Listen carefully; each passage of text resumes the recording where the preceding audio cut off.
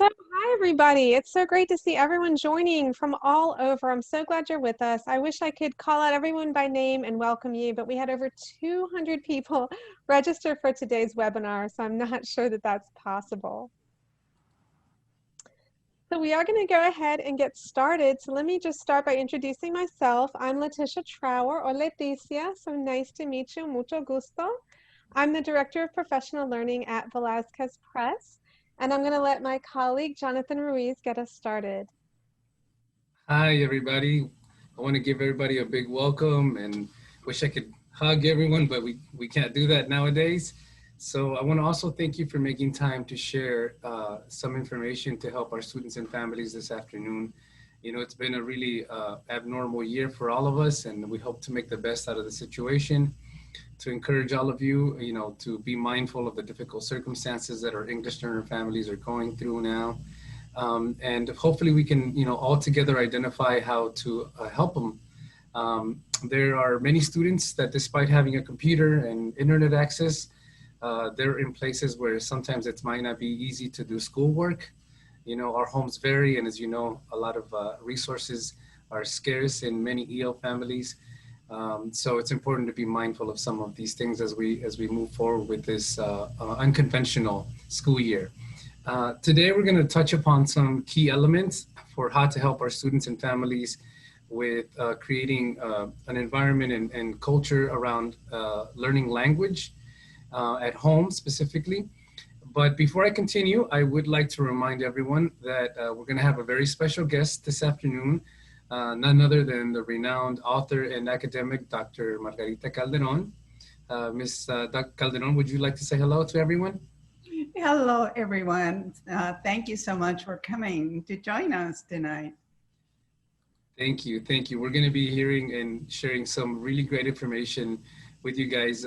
Ms. Calderon, of course, is a great advocate of English learners and our families. So we're going to get started with the presentation. The title of the presentation is Developing Academic Language During Distance Learning.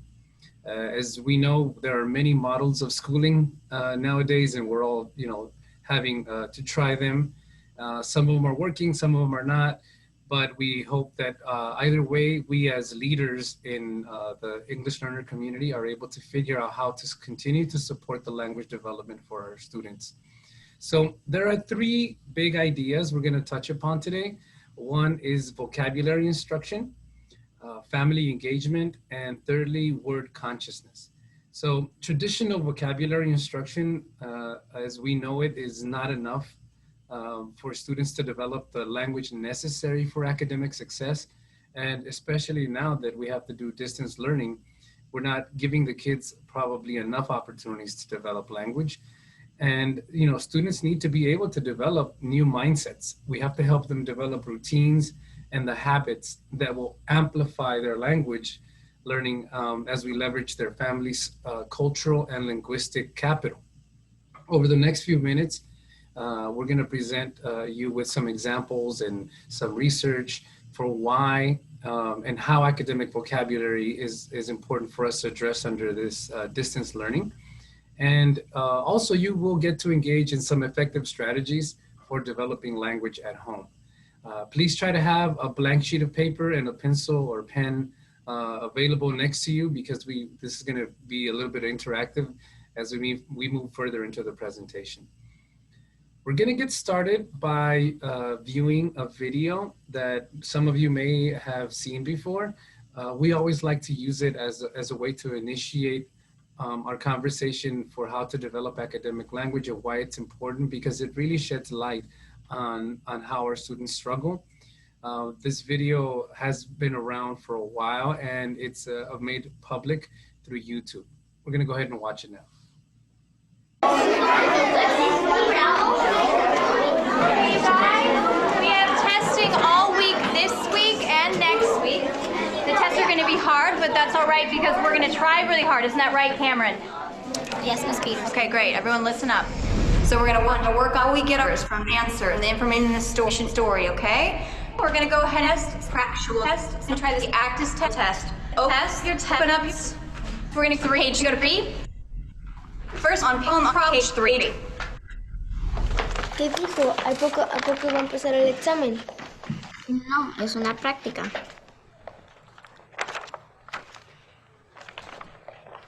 We're going to take notes from the story and we're going to turn it into a math problem and we're going to walk through it together, okay?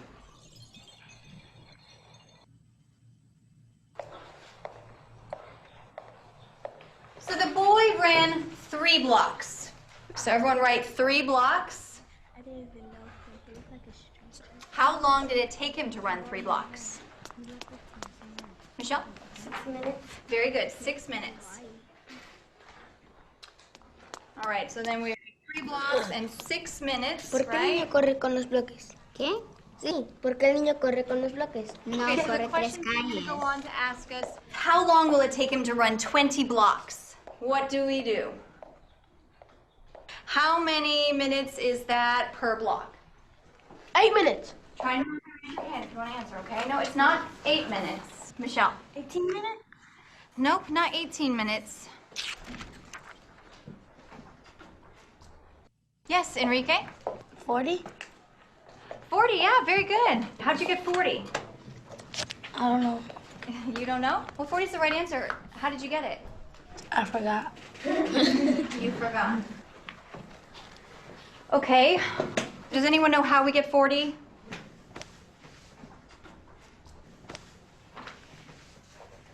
Yes, Moises.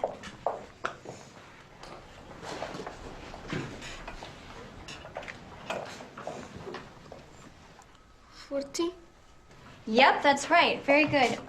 Great. Can you tell us how you got that? 40? Yep, very good. But can you explain to the class what you did here, how you got that?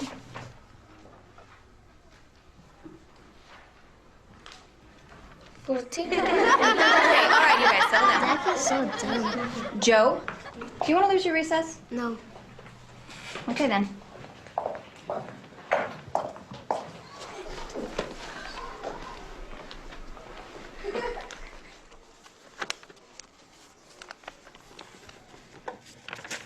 Thank you, Moises.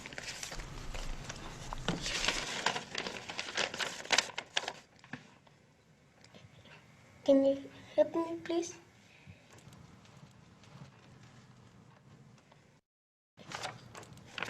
Can you take a walk with me?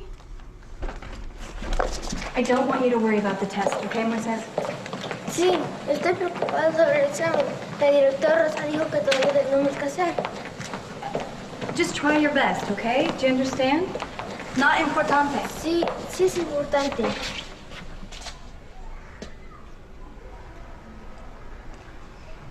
You're right, Moises. It is important.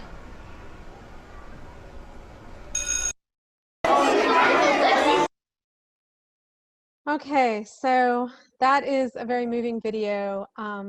I'm sure we all have things that we're thinking about now, whether we identify with Moises or with his teacher.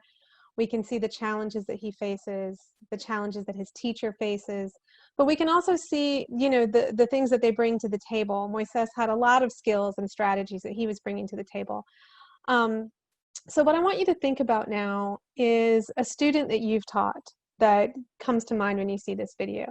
It may or may not be a newcomer student. It may or may not even be an English learner, right? But a student that you taught that you know they weren't quite reaching their potential. There was something in the way. And then also think about this. How many opportunities do kids like Moises have to develop academic language during the day at school? And then think too, what about opportunities to develop academic language at home, which is where more of our students are spending more of their time now that we're in the pandemic. Also, I just want to let you know this is just a short portion of the video. The full video is available for free to anyone on YouTube. And when we go over our references at the end of the presentation today, we'll tell you how you can find it. So let's start with vocabulary instruction. We have over 100 years of research on vocabulary instruction to tell us what works. So let's go over some of what the research says. We'll talk about some best practices, and then we'll talk about how to take this and use it in today's context of virtual learning or socially distanced face-to-face learning. So our first takeaway from research is that vocabulary knowledge in kindergarten and first grade is a significant predictor of reading comprehension in the upper elementary and even the secondary years. Our second takeaway is that vocabulary difficulty strongly influences the readability of text. And when our students are in content area classrooms, they're learning content by reading. So if there's a challenge to them reading a text, that presents a challenge or a barrier to them learning the content. Okay, thirdly, teaching vocabulary can improve reading comprehension for both native English speakers and English learners. So some of the strategies we talk about today, they're not just for those kids, right? It's not just for English learners. These are beneficial for everyone. Okay, number 4 is even more important today. Growing up in poverty can seriously restrict the vocabulary that children learn before beginning school and can make attaining adequate vocabulary a challenging task once they're in school. So we're all here today because the pandemic has put us in this new educational context of virtual learning or remote learning, or like a distanced face-to-face learning. But that's not the only way that the pandemic has impacted our students' lives. There's also significant economic impact on our students and their families.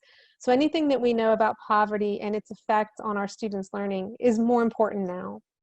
And finally, we know that learning English vocabulary is one of the most crucial tasks for English learners because of that relationship between vocabulary and comprehension. Thank you so much for that information. I hope everyone enjoyed watching a bit of that video. As Leticia said, there is a longer version of it, gives you a lot more context to Moisés's life. So one of the first steps in addressing this issue of how do I help my students start to practice more academic language at home, or on their own, is to identify what's the correct list to work off of. Many of us as teachers have typically used the glossaries in the back of the textbook. Maybe we look up a list online. There's a very famous list that was put together by Robert Marzano many years ago. And so identifying this list really for us has been a very crucial step in helping us put together a system, a way to help our students. And I'm going to start off by asking you guys a very simple question here. There's a list of words here, list of terms, antonym, right angle, personification, common denominator, and exclamation mark. Do you feel these are terms that we should be explicitly teaching our kids? And obviously the question is, or the answer is yes, right? We should definitely be teaching these words. They seem important enough for our kids to spend time learning. Unfortunately, most of the programs out there or lists that have been used are typically some variation or the list called academic word list. And I'm going to leverage this chart to help explain to you guys how this list is not enough. So typically as an ESL teacher or even as an English teacher, our jobs are obviously to help our students improve their English. And there's a list of words out there called the General Service List. This list is made up of almost 2,300 words that are the list of words that are most commonly used in any English-speaking community. And, when I was growing up, at least, our teachers focused a lot on helping us pick up English, and this is the word list that they used, What we're trying to shed some light on is the fact that as we think about the obstacles that our English learners are having with academic English, the AWL list, which is that second column, it's made up of 640 terms that are cross-content in nature. Meaning, if I can help these kids understand and start to use words from the AWL list, they will start to use a word like analyze, and they can use it in math class, in science class, and in multiple places in their academic day. And this is why we normally use this list, because it gives us a big bang for our buck. However, it's not enough. And the reason it's not enough is that nowadays our standards require the kids to justify and explain their reasoning. And in doing so, we're requiring the kids to be able to explain content that goes beyond this academic vocabulary list. The third column on this chart stands for content-specific academic vocabulary. And this is the type of vocabulary that a lot of our ESL or English learner teachers typically don't encounter. They don't have to deal with it. At the same time, our math teachers or science teachers, they're very familiar with this list, right, of terms. but sometimes they don't always have a clear picture for what strategies or how to make it simple so the kids practice that language development. So we're now going to start moving forward to the next slide. And I'm going to share with you very briefly here a project that we started to put together several years ago. So Velazquez Press is known for our dictionaries. We are dictionary experts. We've had the Velazquez Spanish English Dictionary published for over 160 years now. And one of the things that happened many years ago was that our dictionaries are constantly being used by districts across the country as accommodations for testing. And when that happened, we quickly realized that one of the things that our kids were missing on was having that primary language support, but specifically addressing academic language. So we set out on this mission to build a list that would provide for teachers and our kids and now our families, something that they could see and quickly highlight the language that was in your textbooks and on your tests. This list that we put together is now made up of almost 3,000 terms, so it has a lot more than the AW, our list, but it doesn't give you a huge list like the Robert Marzano list, where the kids feel like it's impossible for them to do it. We took this list and we divided it into 3 different levels: elementary, middle school, and high school. And then we also divided it into content. We have a list specifically for language arts, one for math, and one for science. And what this does is it allows our teachers, our students, and our parents to have a highlighted list of language that they could focus on. Because for every 2 to 3 paragraphs our kids read, even if it is on the computer, they're not going to know a lot of those words. But we can't sit there and teach words all day long. So what this does is it gives them a very intense focal point to work off of. Hey, thank you, Jonathan. So that's a lot about selecting words, right? Where to look for the right words. But what do you do once you're ready to teach those words? So here on this slide, we have 6 best practices for vocabulary instruction, and I'll place them in the chat for you as well, so you can refer to them even as we move forward. What we're going to do is talk about these briefly, and then later on we'll come back to them and talk about what do these look like specifically when students are at home instead of in the school building. So first of all, as teachers, we need to select and introduce a few new words every day. Vocabulary learning should be a part of everyday instruction. Secondly, we want to give students opportunities to practice those new words several times over 3 to 7 days. We're not teaching some words and then forgetting about them and leaving them behind. Number 3, have them practice the words in context, not in isolation. So it shouldn't be a vocabulary lesson separate from everything else.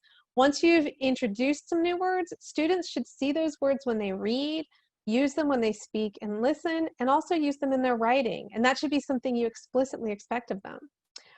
So looking at number 4, it's not just reading. We want students using these words when they talk to each other, writing them, and also playing with them. So any type of word play or word games, they can do that with the new vocabulary words as well, and that will reinforce their understanding of them.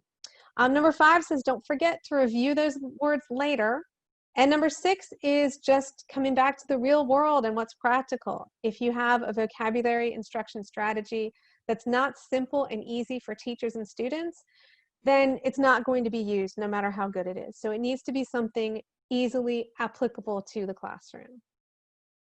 So let's learn a word. So we've chosen the word word consciousness to teach you today. Why did we choose this word? Because we're teaching you about vocabulary instruction, and word consciousness is an important part of that. If we were math teachers, we might be teaching you the word denominator. If we were social studies teachers, it might be legislator. But we're choosing a word from our content area, just as all teachers should. So what we'd like you to do now, just wherever you're taking notes on a scrap piece of paper or anywhere, go ahead and write down the word consciousness. And then I'm going to ask you to listen as we define it for you. Jonathan? Oh, Jonathan, I'm so sorry. You're still on mute. I'm sorry about that. Here we go.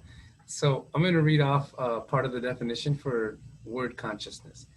Metacognition about words, motivation to learn words, deep and lasting interest in words. Excellent. And we also have some more information. Word consciousness also includes an appreciation of the power of words, an understanding of why certain words are used instead of others, and recognition of the communicative power of words. So now what I'd like you to do is wherever you wrote the word consciousness, now write what I heard, and underneath that, write the definition of word consciousness that you heard from us. Now, you won't be able to get it word for word. This isn't a memory task. You really have to think about what we said, remember what you read on the slide, process it, and then condense it to write something short. I'm going to give you about 20 seconds to write down what you heard.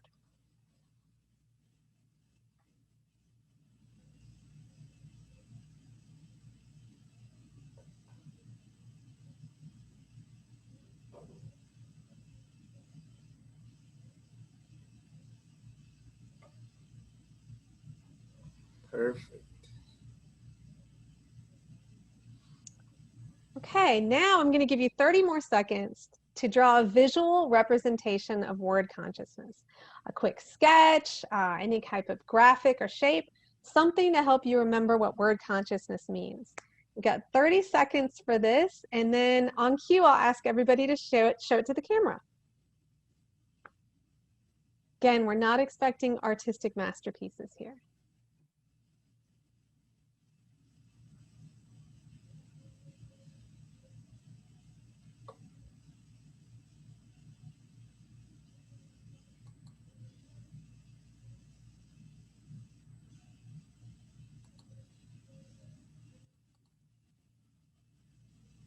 Okay, it's been 30 seconds. Let's see what you got. Show it to the camera.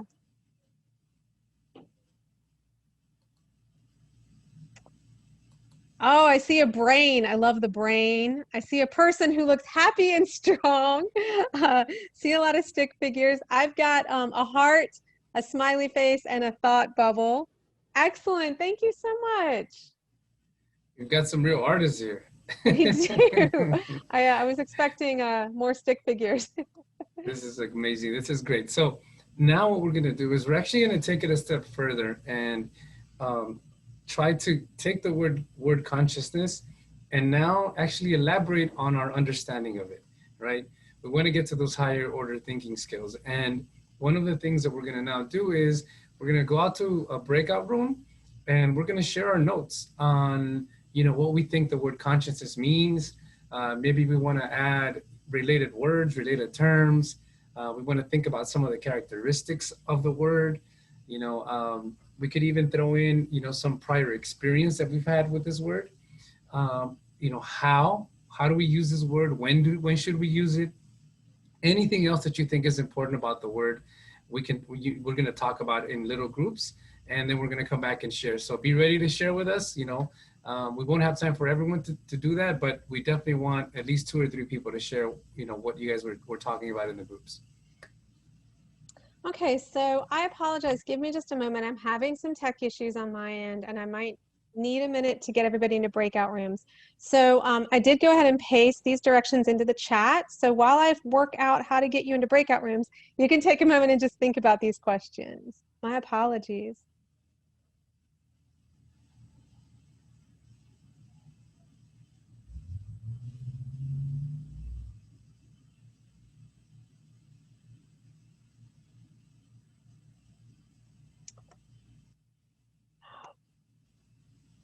Okay, Jonathan, we might need to change plans here. That's okay. I'm not able to put people in breakout rooms today. No worries. I'll tell you what, why don't we have a couple of people share out?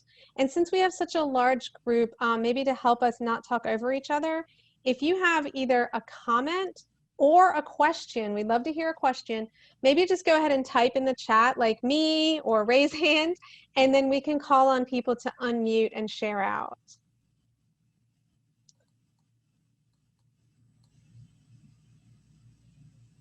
So again, my apologies. I'm not sure what's going on, but I'm not able to make breakout rooms. Who would like to share out either their thoughts or just a question they might have about these items on the slide? Any Okay, thoughts, so Ms. Lori or Ms. Laura? well, we actually in the chat, how do we motivate students to learn the words before reading a story? And I'll speak to this one. So I think word consciousness is all about that, right? So anytime you're getting students excited about words, getting them motivated, we're going to talk in just a moment about how to promote word consciousness in general, and that would contribute to it. But I'd love to hear from anyone else who has any specific ideas to respond to this question. How do we motivate students to learn the words before reading a story?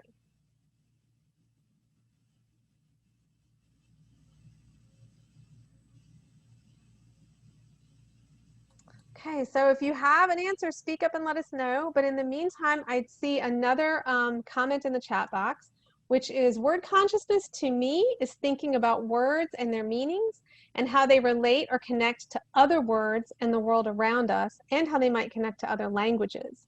Another comment says, oh, I think this is a response to the initial question, how to motivate students to learn words before reading a story, bringing background knowledge.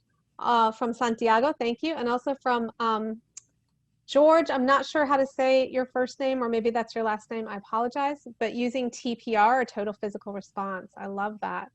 Another idea is start with visuals and have students make meaning.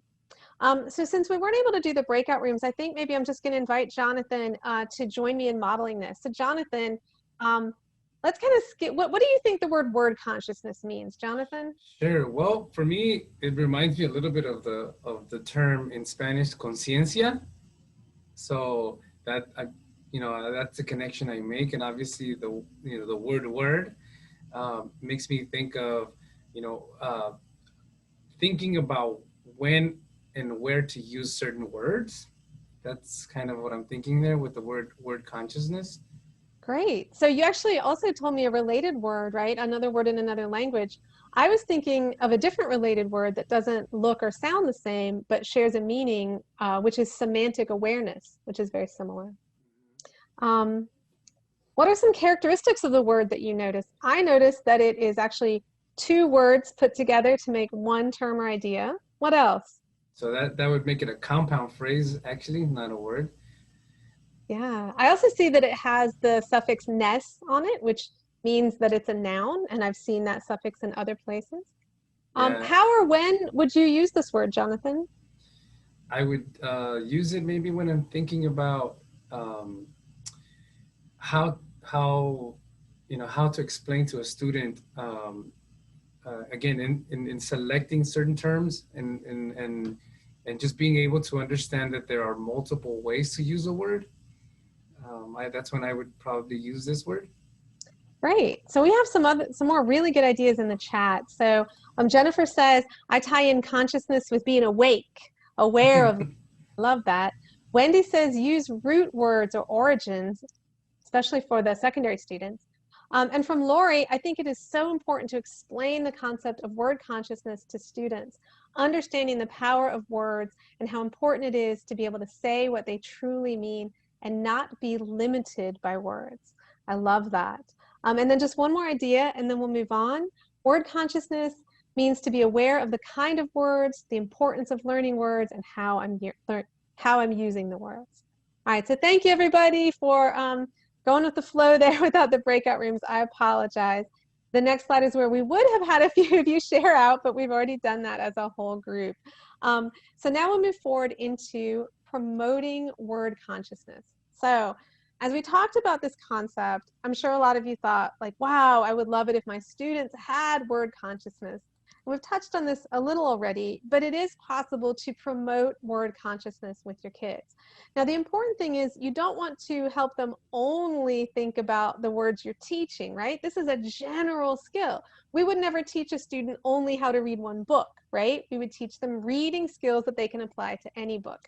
So encourage students to play word games with any words, but definitely, especially with your academic vocabulary words. Share your love of words. Maybe you love a word for the way it sounds or for the way it translates or doesn't translate to another language you speak. Maybe you have a memory associated with a word. And your students will not love the same words that you love in all instances, and that's okay. They can share with you the ones that they love. You can also encourage students to notice words outside of class and then share them in class. So this might be words that have a shared meaning, words that share a beginning sound or a beginning morpheme, a prefix. It could be words that are cognates with another language, maybe a language that they speak, or words that are used differently in different contexts. So I'm just thinking about, like, for early elementary students, you know, what are some words that start with B? What are some words that start with blah? For older students, what are some words that start with dis, D-I-S, or words that start with photo? You might talk about cognates such as education, which is educación in Spanish, or hypothesis, hipótesis.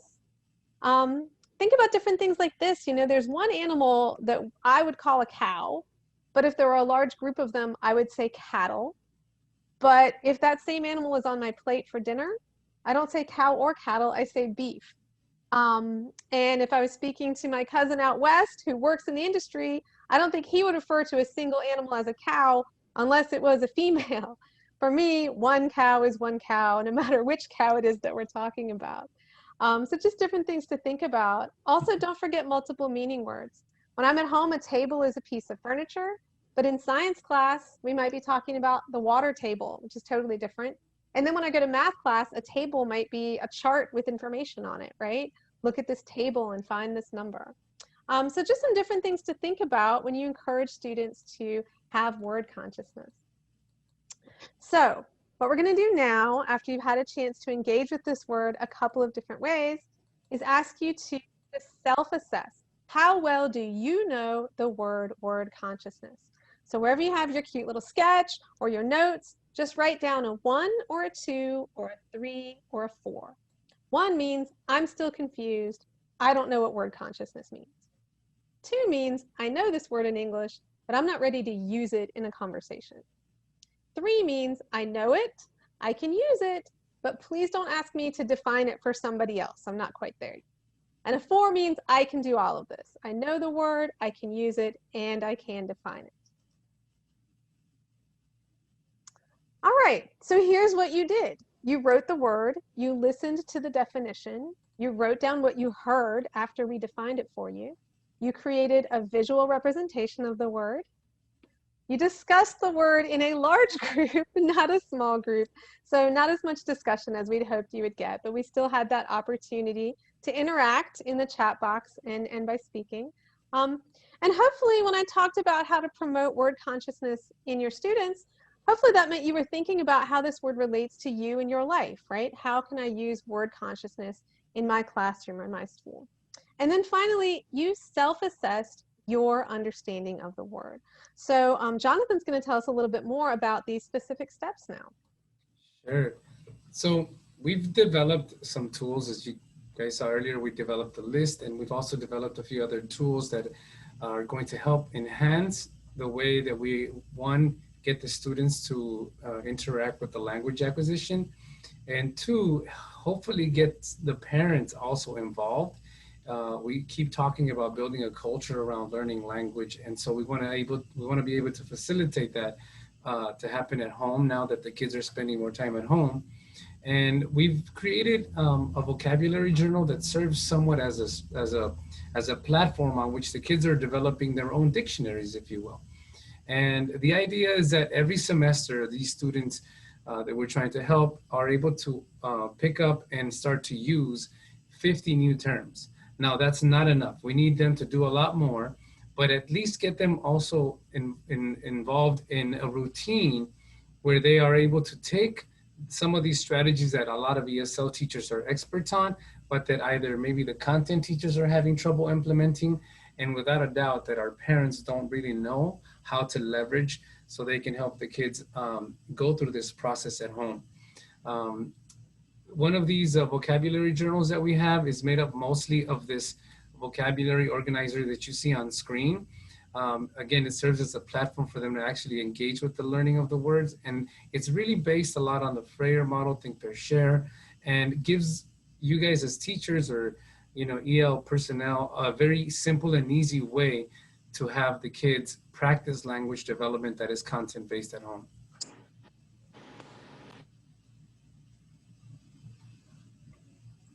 Thank you, Jonathan. And so here's a question for all of us to consider. Now that students are spending, or more students are spending more time at home, how can educators leverage the linguistic and cultural capital of students' families?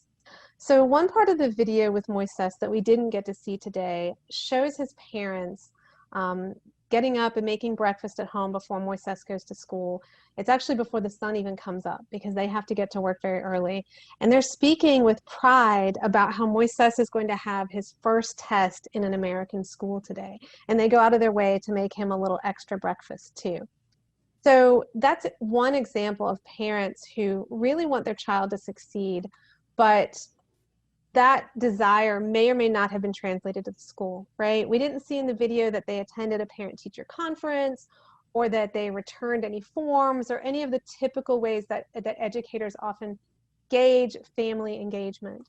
But they were at home, they do not speak English, they work long hours, and they really want their child to succeed. So how can we include them in the conversation and make sure that we're leveraging what they bring to the table? So let's take a look at those 6 best practices we saw earlier and see how we can tweak them when we're talking about students needing to develop vocabulary at home. So number 1 on our earlier list was that the teacher should select and introduce a few new words every day. We're not going to ask students' family members to do that, but what they can do at home is promote and engage in word consciousness, right? Just share their love of words, play word games. These are things that can happen whether or not a teacher is present. Number 2, we talked about opportunities to practice words several times over several days.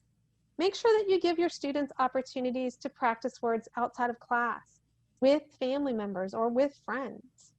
And how do we do that? Well, let's take a look at number 3. We talked about the need to provide opportunities to practice vocabulary in context, not in isolation.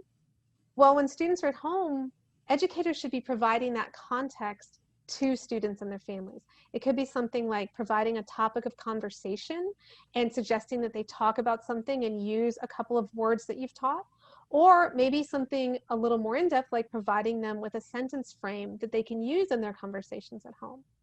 Number 4 stays the same.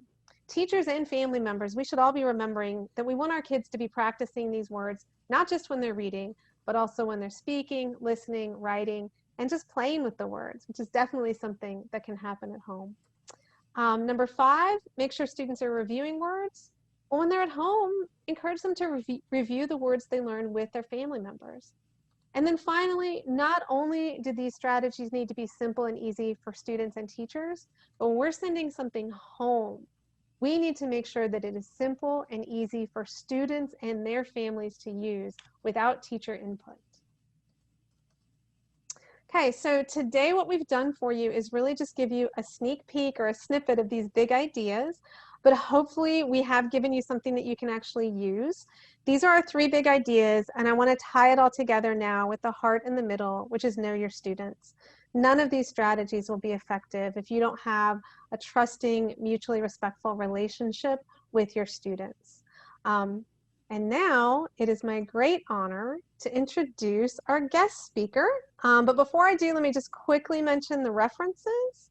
The last one here is the one that I think most people want to see. This is the reference for the video with Moises. If you just Google Moises Immersion or Moises Media That Matters, it's pretty easy to find this video. It's widely available on YouTube. Okay, so now we're going to turn it over to our special guest, Dr. Margarita Calderon.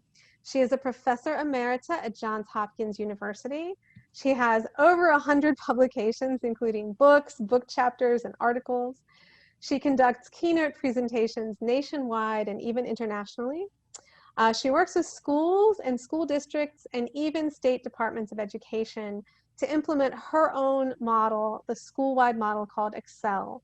Is a comprehensive professional development program for teaching academic language, reading, and writing in all classrooms, whether it's an ESL classroom, a bilingual classroom, or a core content classroom.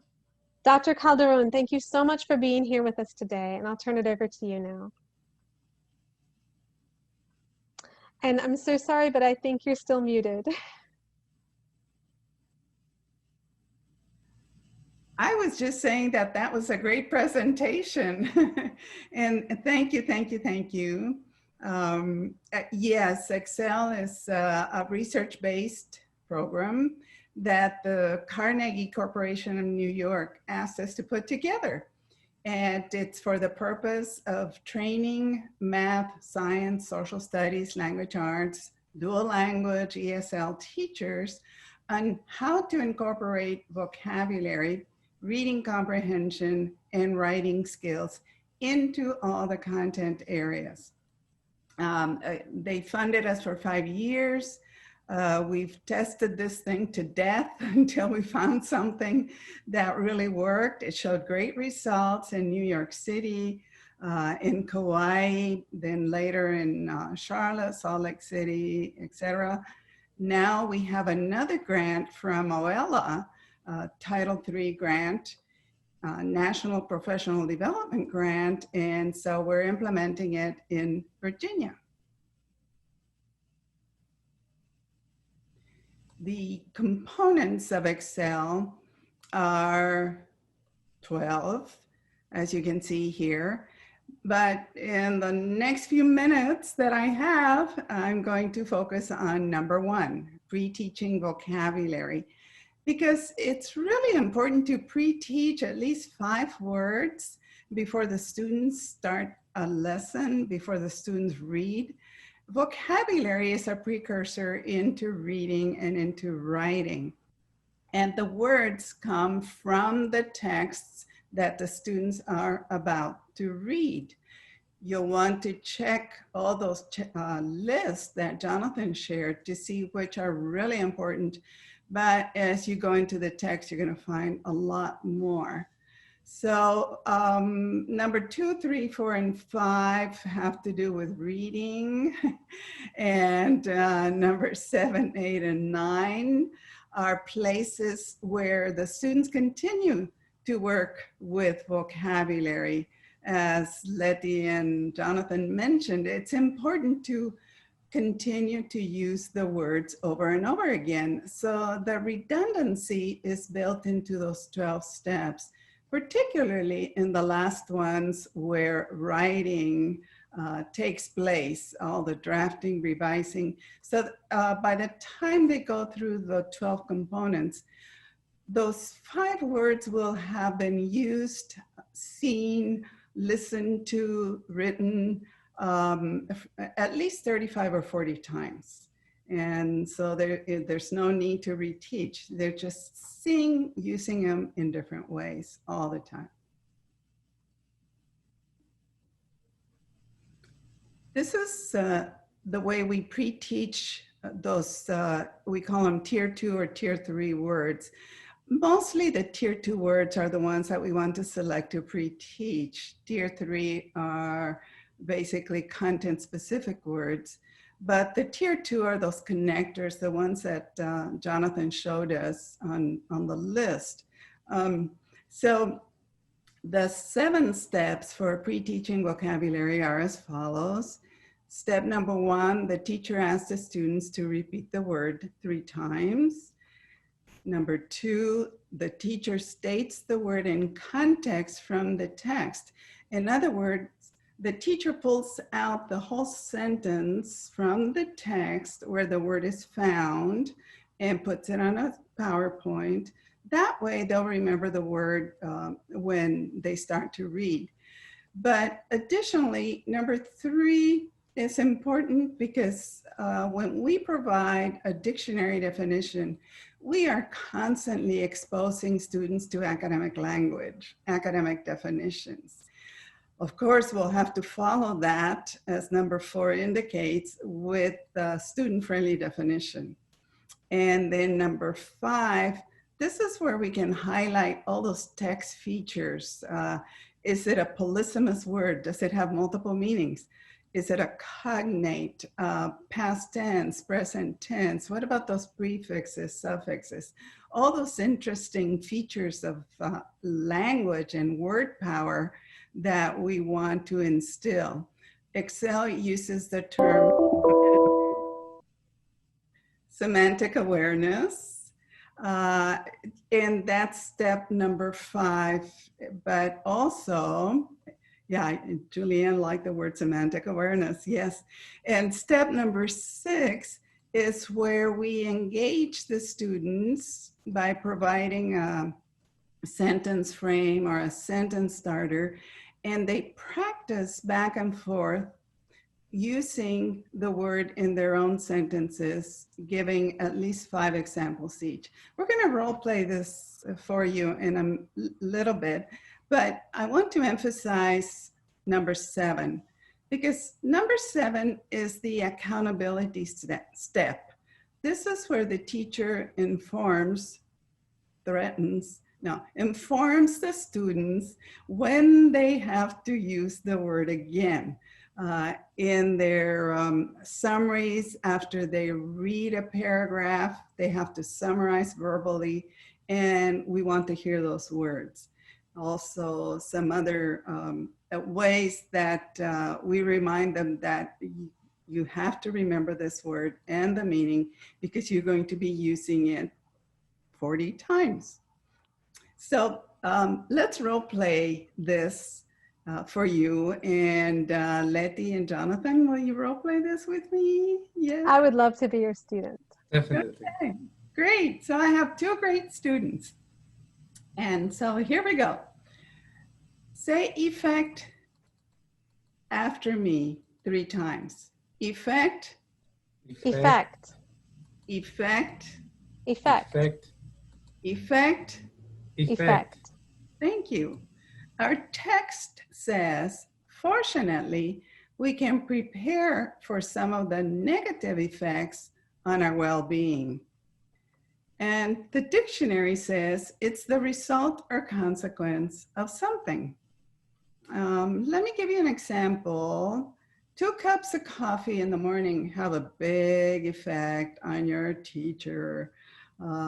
I won't be able to sleep at night. So caffeine has a big effect on me.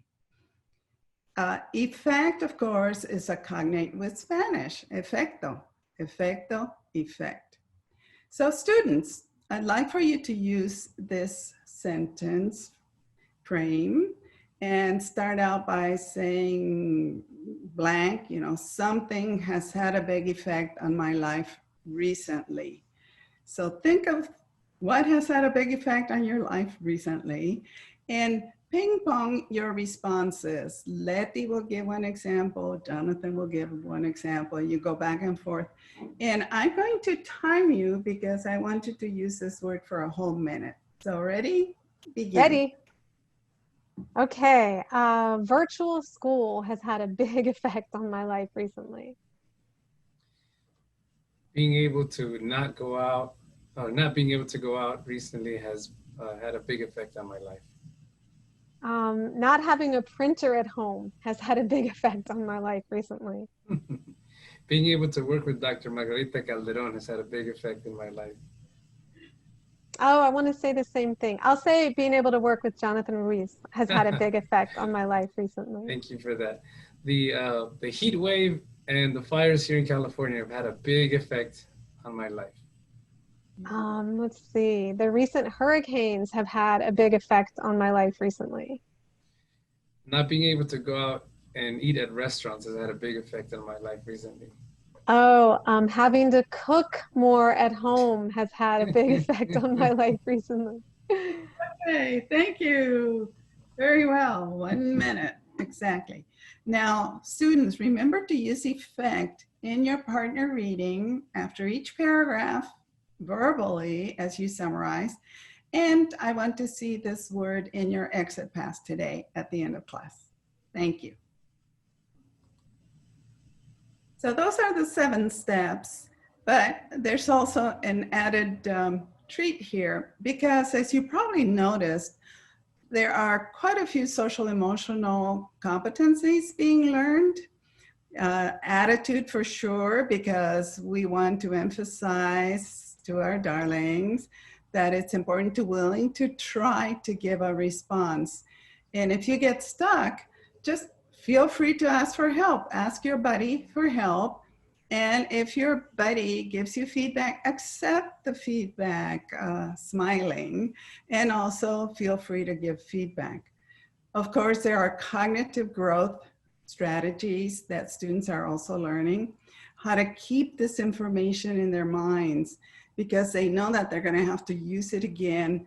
And so they're going to be very semantic aware, mindful of all this that they're learning because later they'll have to apply it. The intrapersonal skills are also a big plus. They're developing listening skills, really listening to a partner because they have to interact with that partner, build on the sentences, especially when they're reading and they're summarizing. Speaking skills, knowing how to interact socially, how to be civil to each other, how to respect one another, and of course, being very intentional about that social relationship because relationships are critically important and being very mindful of how they speak and how they convey what they're learning. And so let's ask our participants, what other skills do you think that the ELs are using during step 6? So please go ahead and feel free to type your answers in the chat box. And Dr. Calderon, I was thinking that while they do, why don't we go ahead and speak to how to actually do step 6 during virtual learning? Yeah, okay. They can go into breakout rooms and we can listen, we can eavesdrop, listen to them as they practice virtually. But then we bring them back together and then we can randomly call on a couple of pairs to give us their examples. Excellent. And you know, thinking about leveraging families as well, students could also be ping-ponging this with a family member, an older or younger sibling, a parent, whoever happens to be at home with them, right? Right. And I know of a student who always practiced with his cat. The cat probably didn't provide very good sentences, but I'll bet it was a great listener. He was a good listener. Okay, so for our question, what other skills are English learners using during step 6? We had one response from Wendy, which was they have an opportunity to share their experiences. Mm-hmm. And from Christina, students are reading, thinking, speaking, listening, and it goes on, right? Yes. Yeah, and I love that Wendy's talking about sharing their experiences because that really allows students to connect the word they're learning with their own lives, right? By sharing their own experiences. Yeah. Okay, well, this is actually the end of our part of this presentation. We do have 7 minutes left to take any questions. So please, if you have a question for any of us, please either type it in the chat box or just let us know that you'd like to unmute and we can call on you. I do want to start out with a question that was asked quite a while ago. So I think it kind of got lost in the chat, but I jotted it down. And Dr. Calderon, this one's for you. It's from Allison. Why does step 3 come before step 4? And I'm going to pull up the slide again that shows the 7 steps while you speak to this. Why does step 3 come before step 4? Because we want them to listen to the academic language first. And many of them immediately start to form a concept of what the word means. But then when we give the student-friendly definition with our example or, you know, in some way, this is where we can actually use pictures, but we need to explain those pictures as well. Whatever it takes for us to be sure that they're understanding the meaning, that's why. Thank you so much. Okay, so if anyone else has any questions, we do have 6 more minutes. Jonathan and I, as well as Dr. Calderon, are at your service for the next 6 minutes for any questions or comments. We do have another one from Allison here. Going back to earlier, can you provide examples of sending word work in context home? So Dr. Calderon, do you have a response for that with the 7 steps for how to send that home? How to send it home? Well, teachers can actually video themselves doing the 7 steps. And then the students can practice at home. This is how they practice with siblings or cats. But also you can give them a template. Send a template home and have them, give them where the sentence is found. So give them the sentence, give them steps number 1 and 2, and then you can even have them look up number 3, come up with a number 4, and while they're at the dictionary, they can also look up something for number 5. Then number 6, they can practice with someone, right? And then think of when they're going to apply that word. Now, they can also videotape themselves. They can use their own iPhones or iPads or Flipgrids, anything to videotape and then send those tapes or share those tapes the next day with the rest of the class. Excellent. So also I see a lot of comments in the chat about resources, the video, future sessions. So I just want to let you know that we do have the email addresses of everyone who registered. So we will be following up with you. And as soon as we have another session scheduled, you will get the first invitation to that. Jonathan, did you want to speak a little bit about the future sessions we're planning? Sure. So as you guys keep hearing from us, the idea here is to help initiate a new culture of word learning and vocabulary learning. So we do plan to have a session in October to address more specifically how content teachers can leverage this. And one in November that we might actually also perform in Spanish for you guys to invite your parents. If you've got parents who can, chime into Zoom, and they will also be exposed to some of the strategies and how to leverage some of these tools to help their kids develop more language at home. It's really important for us. I know we didn't get a chance to do the breakout rooms, but typically in those breakout rooms, one of the ideas that always comes up is how to leverage the primary language, right?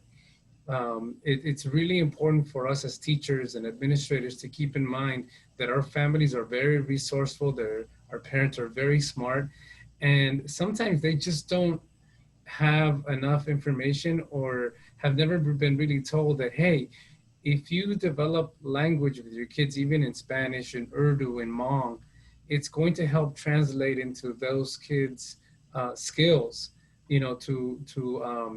to be able to pick up more English eventually. I have a couple boys at home right now, and it's been really, really amazing to see how much they depend on what I do, to help them understand some of the modeling that needs to happen. I'm always, of course, dependent on their teachers, but now that I've had to spend more time at home, I can really see some of the gaps, and believe you me, even despite the fact that we are all in education, it's been complicated, right? And we've had to learn a whole nother role of being able to work and be a parent and be a teacher at the same time, because it's a different dynamic for sure. So again, I encourage all of you to, stay attuned to some of these trainings. We have been doing a ton of work over the summer with districts where they have hired us to come in and do specific day-long trainings for content teachers. We do realize it's an intense and a complicated thing to convince all teachers that they do have to spend some time in working to help our kids develop language. It's not an easy thing. I know everyone right now is concerned with simply making sure that our kids and teachers are able to, you leverage the technology to connect, but we cannot forget that our jobs at the end of the day are to help our kids be able to pick up more language and be able to reclassify and be able to perform well academically in all classes. And to do that, we must, fairly quickly step away from the mentality of, oh, all I have to do right now is just focus on helping our kids log in. We have to start implementing even, again, simple, easy ways to get them to love learning language. And it all starts with basic words. It doesn't take too long sometimes for them to pick up on this idea that I can do this on my own. I have now a good system, a routine, some way to try to connect with all these concepts that I typically would be not being, able to connect to. That I have a way to do it, even with language that may not even be school related. That's still a win for everyone, so I do encourage all of you to stay connected. We will have the announcement for when those workshops are out through our social media as well as through email. We'll be sending you guys, obviously you guys have first dibs on registering for those. And we're gonna also make an announcement through our newsletter. If you're not receiving that right now, you should shortly, because we'll make sure that everyone who registered for this seminar gets added to that list. Are there any other questions that you guys have or suggestions? Maybe you want to share, a problem that you're having right now. So Jonathan, I just want to say one more time in response to a question in the chat that we are recording this session, and once the video is posted, we will email everybody who was here today. So again, you'll have first dibs on knowing when the video is posted. I think it was Jennifer who said she was excited to try to get her colleagues to watch this video as well, or watch this session. Yeah. And I see Lori here from Kennewick. We should have had her do some of the role play or the training. Good to see you. Yeah. So I have some questions here just before we leave that I think they're just coming in. So the vocabulary list that we presented earlier, obviously that's in English. We do have it available in 100 different languages. Hmong, Urdu, those are all covered. Arabic. And we do also have the vocabulary journal available in Spanish. That's another question I saw earlier. Thank you, Jonathan. Any other questions? If you put a question in the chat and we missed it, please repeat it so we can get it addressed.